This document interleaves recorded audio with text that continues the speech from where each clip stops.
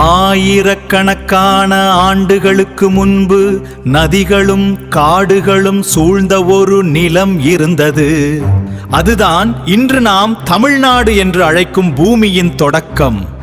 தமிழ் மொழி வளர்ந்த காலம் கவிஞர்கள் அரசர்களின் முன்பாடினர்.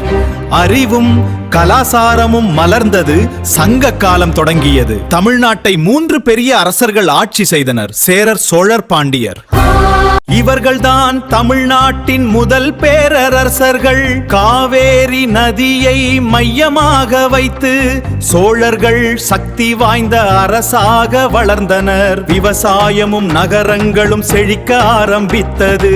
தீயிலிருந்து உயிர் தப்பிய வீரன் கரிகால சோழன் அரசனானான். மக்களுக்காக காவேரியில் கட்டினார் கல்லணை. சோழ நாட்டின் பொற்காலம் வந்தது.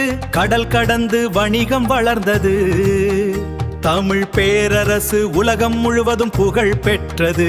ஒரு மன்னன் வரலாற்றையே மாற்றினார். ராஜராஜ சோழன் பெரும் பேரரசை உருவாக்கினார். தஞ்சையில் உயர்ந்தது பிரகதீஸ்வரர் கோவில்.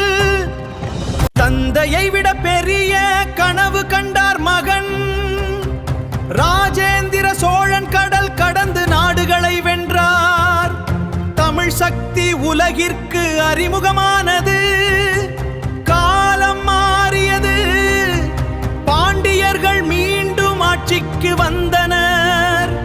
கடல் வணிகமும் கலாசாரமும் தொடர்ந்து வளர்ந்தது. புதிய அரசுகள் உருவானது. விஜயநகர மற்றும் நாயக்கர் ஆட்சி கோவில்களையும் நகரங்களையும் வளர்த்தது. கலை மற்றும் கட்டிடக்கலை உச்சத்தை எட்டியது. கடல் வழியாக வெளிநாட்டவர்கள் வந்தனர். வணிகம் செய்ய வந்த அவர்கள் மெதுவாக நாட்டின் அதிகாரத்தை கைப்பற்ற தொடங்கினர். ஆங்கிலேயர்கள் தமிழகத்தை ஆட்சி செய்தனர். மதராஸ் நகரம் உருவானது.